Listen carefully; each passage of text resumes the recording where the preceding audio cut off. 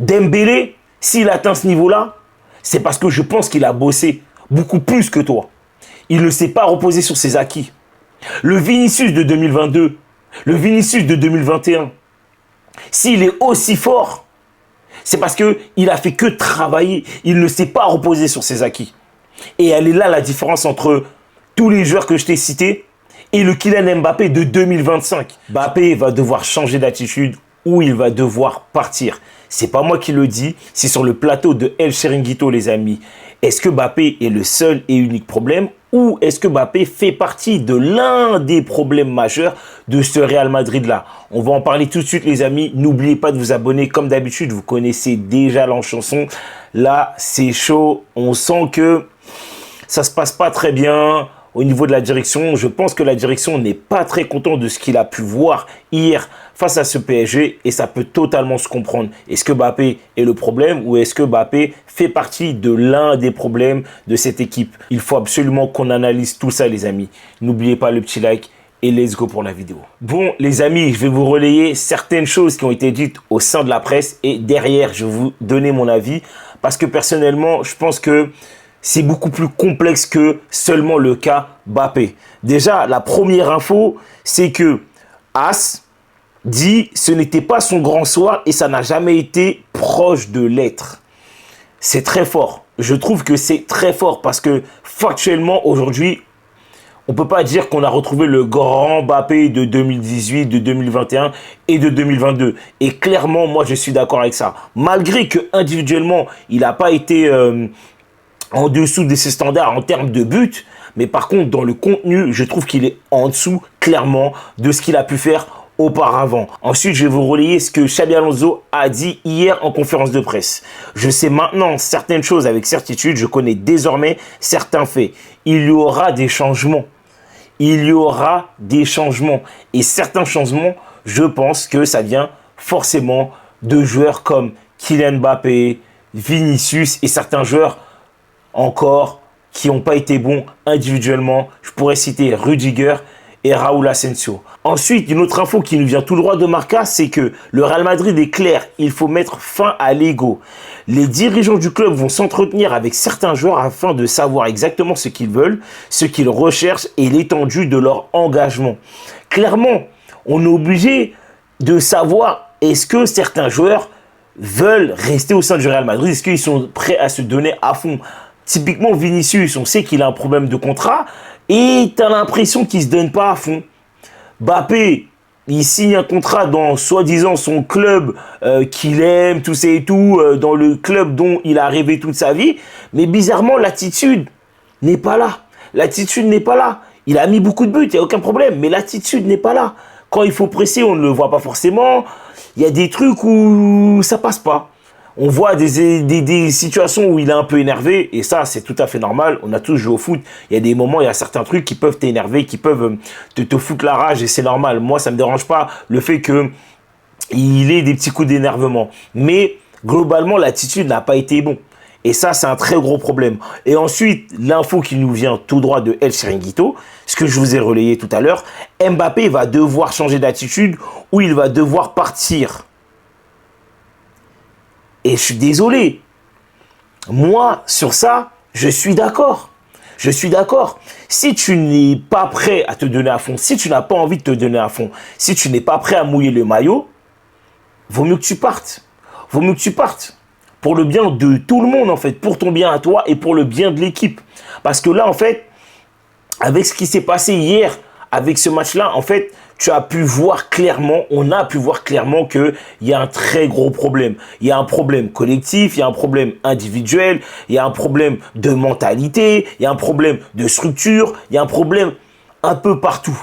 Il y a un problème un peu partout. Ça ne veut pas dire forcément que le vestiaire, ça va pas, que c'est la guerre, tout ça et tout. D'ailleurs, les bruits de couloir qu'on a un peu, bah, c'est qu'en fait, les joueurs s'entendent bien. Il n'y a pas de problème entre eux. Mais c'est juste que, vu que ça ne gagne pas, donc forcément ça bloque.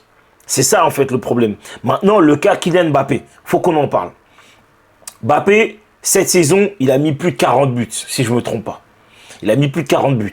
Sa première partie de saison a été très compliquée en termes de buts et de contenu. Il a marqué certains buts, mais parce que aussi on lui a donné certains buts assez facilement. Clairement, Vinicius, première partie de saison, en tout cas le début de la première partie de saison, il lui donne des tapines à chaque fois.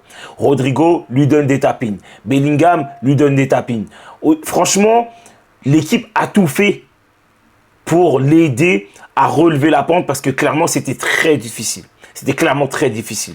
Deuxième partie de saison, on a vu, il y a certains joueurs qui n'étaient pas dans leur standard, type Rodrigo, même si le début de la deuxième partie de saison était pas mal, mais après, on a vu la suite. Et Vinicius, la deuxième partie de saison, on l'a plus jamais revu. Et Bellingham, c'était un peu compliqué parce que forcément, Carlo Ancelotti l'a baladé à gauche, à droite, au milieu de terrain, enfin, piston, bref. On a vu. Mais Mbappé, factuellement, en termes de but, il est monté très haut. Il est revenu dans ses standards. Il n'y a aucun problème. Mais malheureusement, le contenu n'y est pas. Le contenu n'y est pas. L'engagement n'y est pas. Et ça, c'est un très gros problème. Surtout que là, tu as un nouveau coach. Donc, il va falloir montrer que tu as envie. Il va falloir te battre justement pour dire, OK, je suis là et j'ai envie. Il va falloir te battre pour montrer que tu as envie, que tu es prêt à te tuer pour cet écusson. Je sais qu'il y a plein de gens qui vont me rétorquer « Ouais, mais il était malade, il est revenu il y a très peu de temps, il n'a pas eu le même temps d'entraînement que les autres. Oui, il n'a pas forcément été mis dans de bonnes dispositions dans le collectif parce qu'il y a certains circuits préférentiels, il y a certaines choses qui sont travaillées avec Xabi Alonso et en plus de ça, il a perdu 5 à 6 kilos. Ça, je veux bien l'entendre et forcément, oui, ce sont des arguments qu'on ne peut pas enlever, clairement.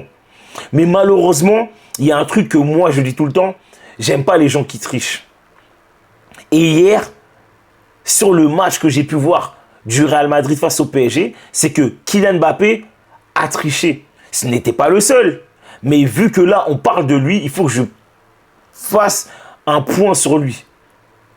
C'est que pour moi, hier, il a triché, clairement. Il a triché. Il n'a pas couru. Il ne s'est pas donné à fond. Moi, clairement, je vous dis la vérité, je préfère un joueur qui se donne à fond pendant 40, 50, 60 minutes et qu'après, il soit cuit.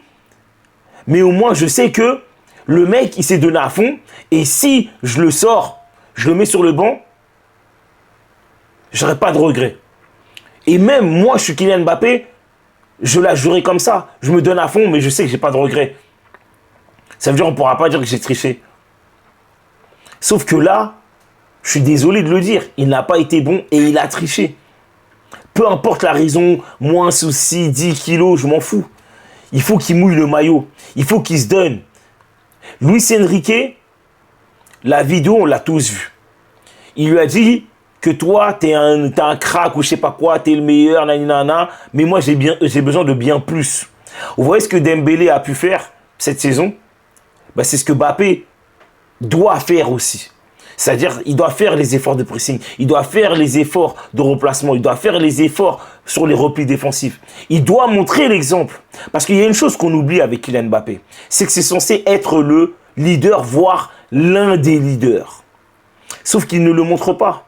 Est-ce qu'il a le caractère? Je ne sais pas. C'est une question qu'on peut se poser. Est-ce que il fait partie vraiment de, entre guillemets, de cette lignée Messi-Ronaldo? Je suis pas si sûr que ça. Parce que clairement, ce que Mbappé a fait hier, je n'ai jamais vu CR7 le faire. Même quand des fois on perdait des matchs humiliants, des manitas face au Barça et autres, je n'ai jamais vu Cristiano Ronaldo avoir cette attitude-là sur le terrain. Et ça, c'est clair et net. Il n'y a personne qui pourra me dire le contraire. Cristiano Ronaldo, effectivement, c'était pas le meilleur en termes de pressing. C'était pas le meilleur pour faire les efforts, tout ça et tout. Mais c'était un mec qui trichait pas, il courait. Il y a des moments, moi j'ai des séquences dans ma tête où il se prenait des petits ponts par Daniel Alves, mais parce qu'il ne savait pas défendre. Il faisait le repli défensif. Il ne trichait pas. Et surtout, la différence, c'est que lui faisait gagner son équipe et, comment dire, il prenait l'équipe avec lui. Il faisait en sorte que l'équipe l'accompagne. Sauf que moi, je ne ressens pas ça chez Kylian Mbappé. Je ne ressens pas ça. Normalement, je dois te voir gueuler. Je dois te voir ne pas être content. Je dois te voir dire un tel, venez, il faut qu'on se la donne. C'est comme ça. Et après, même si tu perds, c'est pas grave. Mais on sait qu'en tout cas, Tu auras tout fait pour gagner. Tu auras tout fait pour mener ton équipe à la victoire. C'est ça la différence entre Cristiano Ronaldo et Mbappé et Messi, si vous voulez parler de Messi aussi. C'est ça la différence. C'est que Cristiano Ronaldo prenait vraiment son rôle de leader à cœur. Il faisait tout pour que l'équipe le suive. Et l'équipe le rendait. Il faut savoir qu'aujourd'hui, en 2025, c'est fini les équipes qui jouent pour un seul joueur. Parce que Cristiano Ronaldo et Messi, c'était tout simplement des ovnis. C'était des super saiyans. Tu peux plus faire ça. Au jour d'aujourd'hui, il faut que tout le monde court. Il faut que tout le monde fasse les efforts. Bien sûr que Mbappé, je ne lui demande pas de faire du Cavani. Mais un minimum, le minimum syndical. C'est ça qu'on te demande, Kylian. Prends ton rôle de leader à cœur, si tu veux être réellement ce leader-là, et montre l'exemple. Parce que si tu cours, si tu te donnes à fond, les autres n'auront aucune raison de ne pas se donner à fond. Parce que si tu ne te donnes pas à fond, si tu ne fais pas ce qu'il y a à faire, les autres peuvent se dire, mais pourquoi moi je ferai les efforts en sachant que lui ne le fait pas? Elle est là la différence. Et il faut que tu te fasses mal. Il faut que tu t'entraînes. Parce que je ne dis pas que tu t'entraînes pas. Je pense que tu t'entraînes un peu. Mais pas assez. Pas assez. Parce que normalement, quelqu'un qui se donne à fond, quelqu'un qui s'entraîne, quelqu'un qui fait des efforts, quelqu'un qui se tue, bah t'inquiète pas qu'on voit qu'il progresse. Dembélé, s'il atteint ce niveau-là, c'est parce que je pense qu'il a bossé beaucoup plus que toi. Il ne s'est pas reposé sur ses acquis. Le Vinicius de 2022, le Vinicius de 2021, s'il est aussi fort, c'est parce qu'il a fait que travailler. Il ne s'est pas reposé sur ses acquis. Et elle est là la différence entre tous les joueurs que je t'ai cités et le Kylian Mbappé de 2025. Je parle bien de 2025. Mais dire ça, ça ne veut pas dire que c'est bon, c'est fini. Non. Tu as encore le moyen de te rattraper. Tu as encore le moyen de pouvoir travailler et derrière faire quelque chose de bien meilleur. Individuellement et collectivement. Montre l'exemple si tu es un leader. Montre l'exemple. Dans le vestiaire, tape du poing. Exprime-toi. Tu as envie de gagner ou tu n'as pas envie de gagner? Tu veux ce ballon d'or ou tu veux pas ce ballon d'or? Tu veux cette Ligue des Champions ou tu la veux pas? Moi, pour moi, si tu as envie de gagner tous ces trophées collectivement et individuellement, va falloir bosser. Et il va falloir que tu le prouves sur le terrain. Parce que c'est bien beau d'être le meilleur à l'entraînement, mais c'est en match qu'il faut être le meilleur après. C'est en match qu'il faut être le meilleur. Parce que moi, j'en ai vu des joueurs hein, dans mon petit club, là, à gauche, à droite. Là. J'en ai vu des joueurs, ils étaient super forts à l'entraînement. Mais par contre, en match, ils étaient claqués, frère. Ils étaient claqués. Donc, commence à te remettre en question.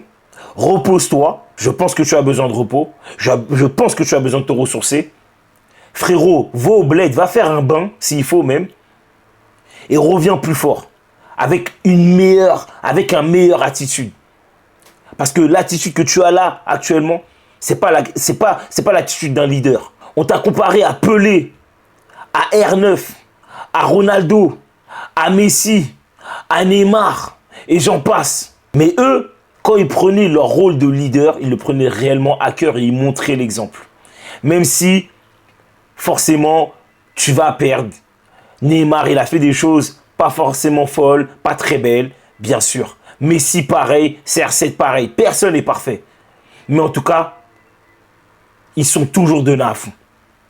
Ils n'ont jamais triché. Et j'espère que tu ne triches pas. Donc voilà les amis, c'est fini pour moi. N'hésitez pas à vous abonner, à appuyer sur la petite cloche, à laisser un petit like, un petit commentaire. J'aimerais bien avoir votre avis. Et puis on se dit à la prochaine. Allez, ciao les fumiers.